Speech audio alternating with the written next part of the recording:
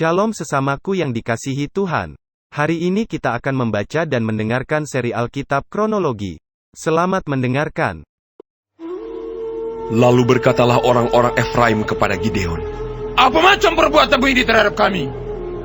Mengapa engkau tidak memanggil kami ketika engkau pergi berperang melawan orang Midian?"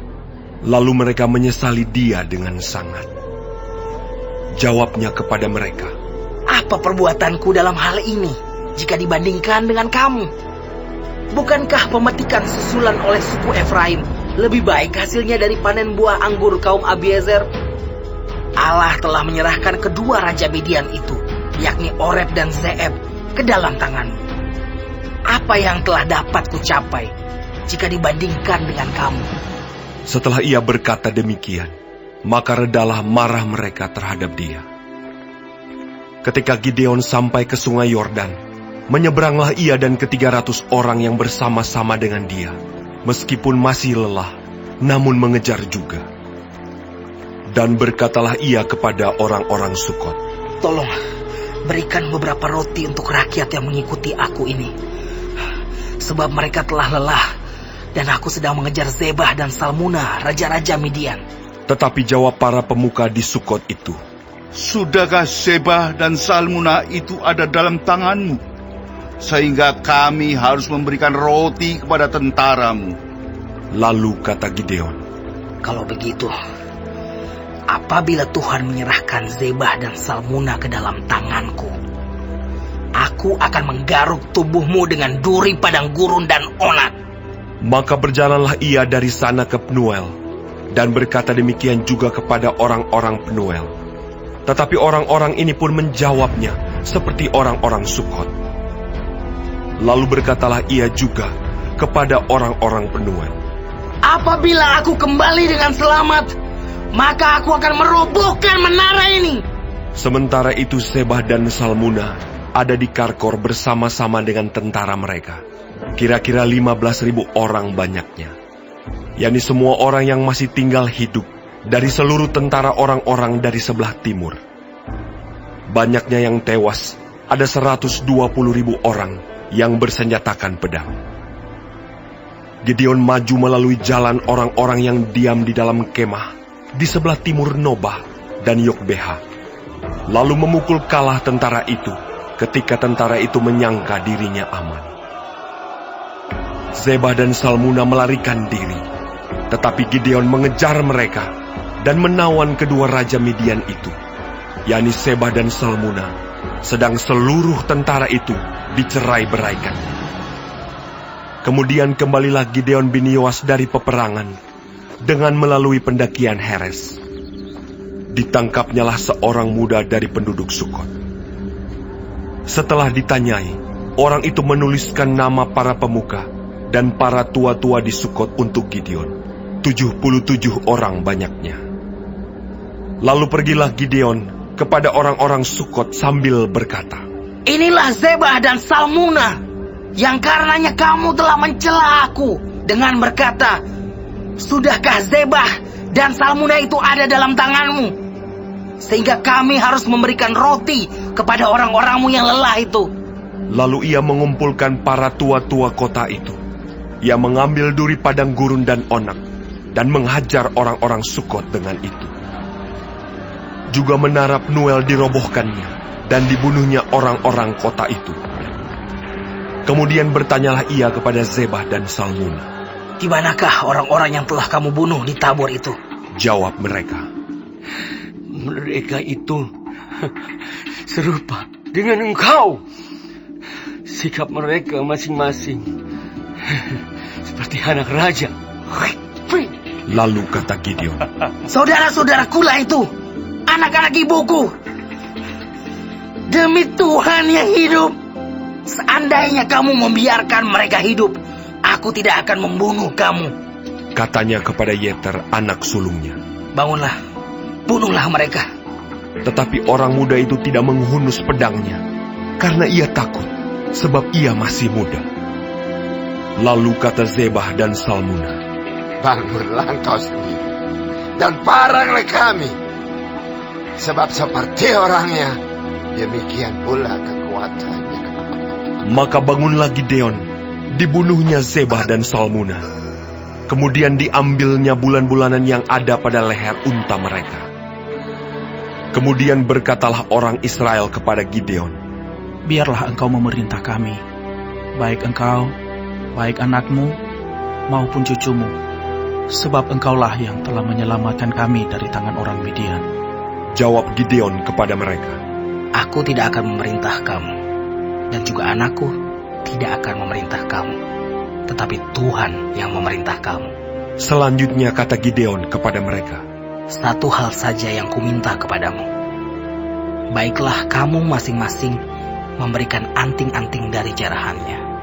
karena musuh itu beranting-anting emas, sebab mereka orang Ismail.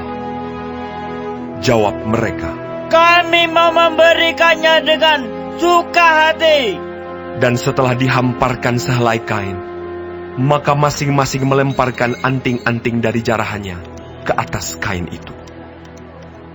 Adapun berat anting-anting emas yang dimintanya itu, ada 1.700 sikal emas, belum terhitung bulan-bulanan, perhiasan telinga dan pakaian kain ungu muda yang dipakai oleh raja-raja Midian. Dan belum terhitung kalung rantai yang ada pada leher unta mereka. Kemudian Gideon membuat efod dari semuanya itu, dan menempatkannya di kotanya, di Ofra. Di sanalah orang Israel berlaku serong dengan menyembah efod itu. Inilah yang menjadi jerat bagi Gideon dan seisi rumahnya. Demikianlah orang Midian tunduk kepada orang Israel, dan tidak dapat menegakkan kepalanya lagi. Maka amanlah negeri itu 40 tahun lamanya pada zaman Gideon. Lalu Yerubbaal bin Yoas pergilah dan diam di rumahnya sendiri. Gideon mempunyai 70 anak laki-laki, semuanya anak kandungnya, sebab ia beristri banyak. Juga gundiknya yang tinggal di Sikem melahirkan seorang anak laki-laki baginya. Lalu ia memberikan nama Abimelek kepada anak itu. Gideon bin Yoas mati pada waktu rambutnya telah putih, lalu dikuburkan dalam kubur Yoas ayahnya, di Ofra, kota orang Abiezer. Setelah Gideon mati, kembalilah orang Israel berjalan serong dengan mengikuti para Baal, dan membuat Baal Berit menjadi Allah mereka. Orang Israel tidak ingat kepada Tuhan Allah mereka, yang telah melepaskan mereka dari tangan semua musuhnya di sekelilingnya. Juga tidak menunjukkan terima kasihnya kepada keturunan Yerubbaal Gideon, seimbang dengan segala yang baik yang telah dilakukannya kepada orang Israel.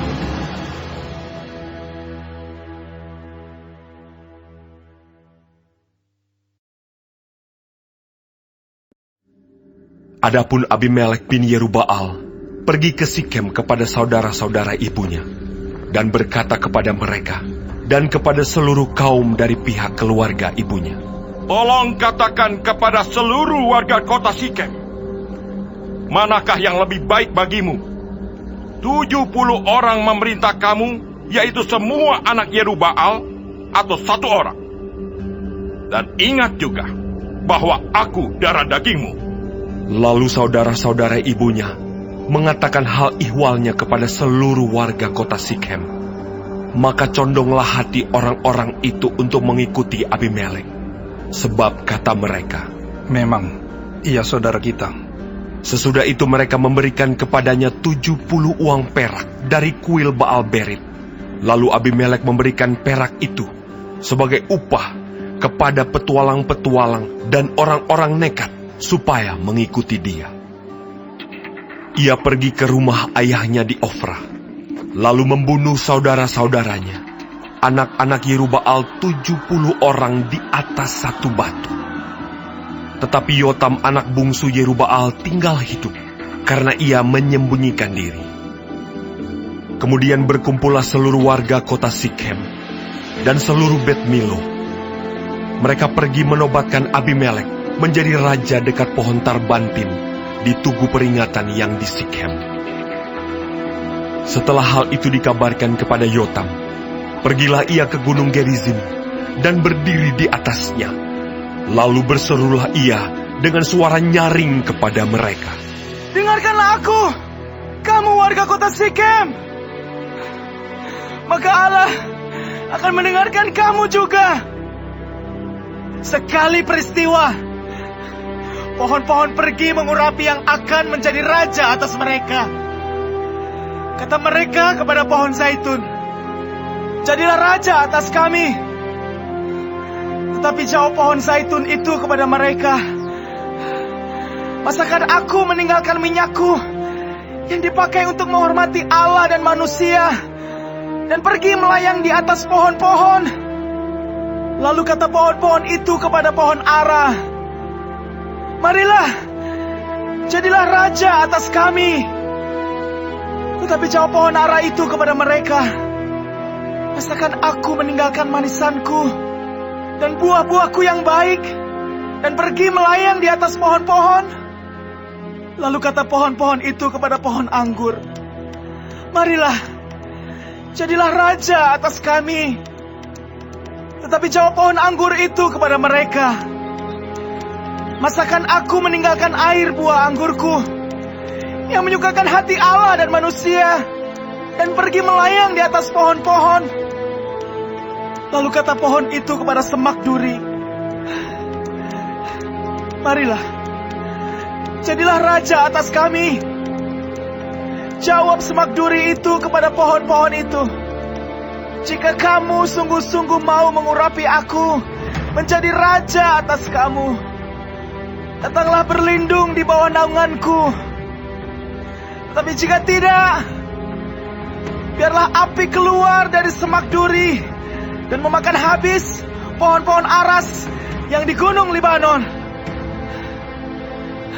Maka sekarang, jika kamu berlaku setia dan tulus ikhlas dengan membuat Abimelek menjadi raja, dan jika kamu berbuat yang baik kepada Yerubbaal dan kepada keturunannya, dan jika kamu membalaskan kepadanya seimbang dengan jasanya, bukankah ayahku telah berperang membela kamu dan menyambung nyawanya, dan telah melepaskan kamu dari tangan orang Midian?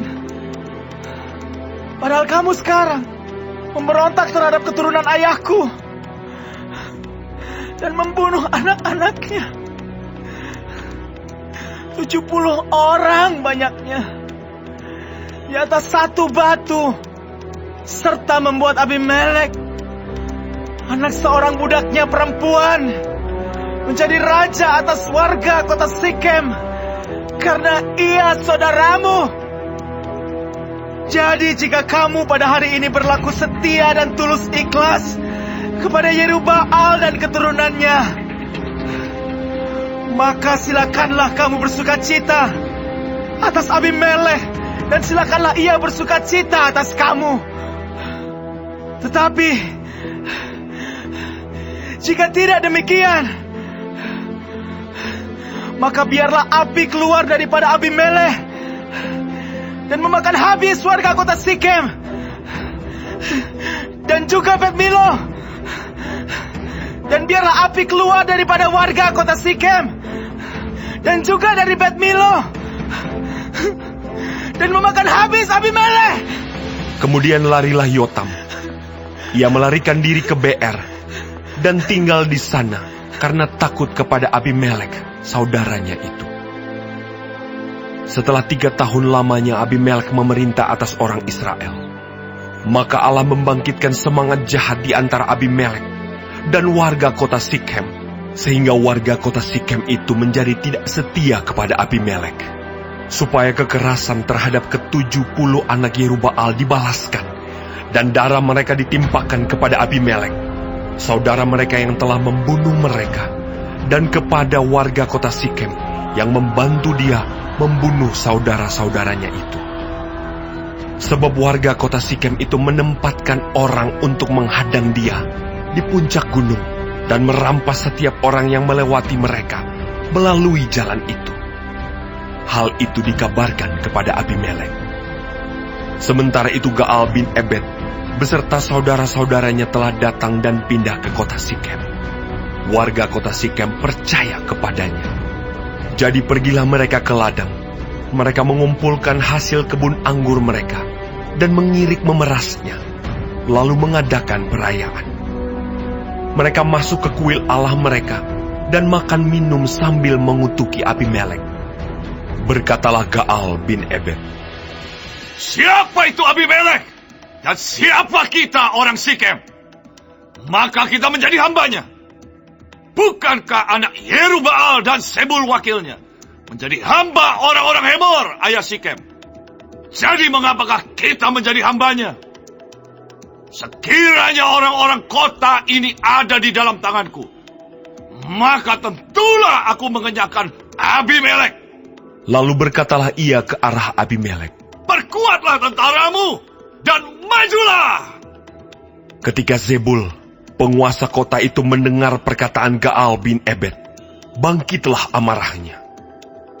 Ia mengirim utusan kepada Abimelek di Aruma dengan pesan, Gaal bin Ebed dan saudara-saudaranya telah datang ke Sikem, dan ketahuilah, mereka menghasut kota itu melawan engkau. Oleh sebab itu, berangkatlah pada waktu malam, engkau dan rakyat yang bersama-sama dengan engkau itu, dan adakanlah penghadangan di padang. Esoknya pagi-pagi, pada waktu matahari terbit, haruslah engkau menyerbu kota itu. Dan jika ia dan orang-orangnya keluar melawan engkau, maka engkau dapat berbuat kepadanya sesuai dengan keadaan yang kau dapati. Sebab itu berangkatlah Abimelek pada waktu malam beserta segala rakyat yang bersama-sama dengan dia. Lalu mereka mengadakan penghadangan dalam 4 pasukan untuk melawan Sikem. Ketika Gaal bin Ebed pergi keluar dan berdiri di depan pintu gerbang kota itu, Abimelek kebetulan bangun dari tempat penghadangannya beserta rakyat yang bersama-sama dengan dia. Ketika Gaal melihat rakyat itu, berkatalah ia kepada Zebul, Lihat, ada orang banyak turun dari puncak gunung. Jawab Zebul kepadanya, Itu bayang-bayang gunung yang kau sangka manusia. kata Gaal sekali lagi, Lihat, ada orang banyak turun dari gunung pusat tanah. Dan satu kelompok datang dari jalur pautan Batin Peramal. Jawab Zebul kepadanya, Di manakah mulutmu itu yang mengatakan, siapa itu Abimelek? Maka kita menjadi hambanya. Bukankah ini orang-orang yang telah kau hina itu? Majulah sekarang untuk memerangi mereka. Maka majulah Gaal dengan dipandangi oleh warga kota Sikem, lalu berperang melawan Abimelek. Tetapi Abimelek mengejar dia, dan ia melarikan diri dari depannya, dan banyaklah orang tewas sampai di depan pintu gerbang. Adapun Abimelek tinggal di Aruma, tetapi Zebul mengusir Gaal dan saudara-saudaranya, sehingga mereka ini tidak dapat tinggal di Sikem. Keesokan harinya orang-orang kota itu pergi ke ladang. Setelah hal ini dikabarkan kepada Abimelek, dibawanyalah rakyatnya, dibaginya dalam 3 pasukan, lalu mereka mengadakan penghadangan di padang. Ketika dilihatnya bahwa orang-orang kota itu keluar dari dalam kota, bangunlah ia menyerang mereka serta menewaskan mereka. Abimelek dan pasukan yang bersama-sama dengan dia menyerbu dan menduduki pintu gerbang kota, sedang kedua pasukan lain itu menyerbu dan menewaskan semua orang yang ada di padang. Sehari-harian itu, Abimelek berperang melawan kota itu. Ia merebut kota itu dan membunuh orang-orang yang di dalamnya. Kemudian dirobohkannya kota itu dan ditaburinya dengan garam. Mendengar itu, masuklah seluruh warga kota menara Sikem ke dalam liang di bawah kuil El-Berit. Dikabarkanlah kepada Abimelek bahwa seluruh warga kota menara Sikem telah berhimpun di sana. Lalu Abimelek dan seluruh rakyat yang bersama-sama dengan dia naik ke gunung Zalmon.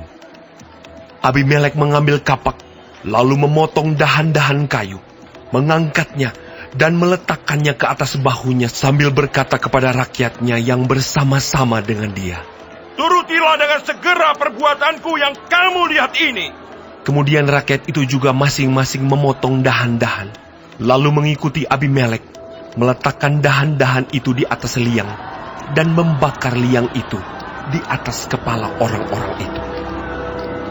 Demikianlah semua penduduk kota Menara Sikem juga mati, kira-kira 1.000 orang laki-laki dan perempuan. Selanjutnya Abimelek pergi ke Tebes. Ia mengepung Tebes, lalu merebutnya. Tetapi ada sebuah menara yang kuat di tengah-tengah kota, dan semua laki-laki dan perempuan, seluruh warga kota itu, melarikan diri ke situ. Mereka menutup pintu di belakangnya, dan naik ke atas sotoh menara itu. Lalu sampailah Abimelek ke menara itu, menyerangnya, dan dapat menerobos sampai ke pintu menara itu untuk membakarnya.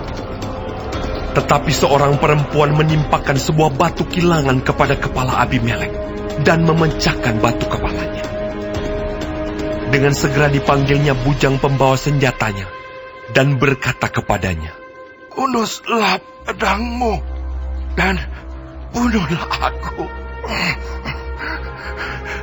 supaya jangan orang berkata tentang aku, seorang perempuan membunuh dia. Lalu bujangnya itu menikam dia sehingga mati. Setelah dilihat oleh orang Israel bahwa Abimelek telah mati, pergilah mereka masing-masing ke tempat kediamannya. Demikianlah Allah membalaskan kejahatan yang dilakukan oleh Abimelek kepada ayahnya, yaitu pembunuhan atas ke-70 saudaranya. Juga segala kejahatan orang-orang Sikem ditimpakan kembali oleh Allah kepada kepala mereka sendiri. Demikianlah kutuk Yotam bin Yerubbaal mengenai mereka.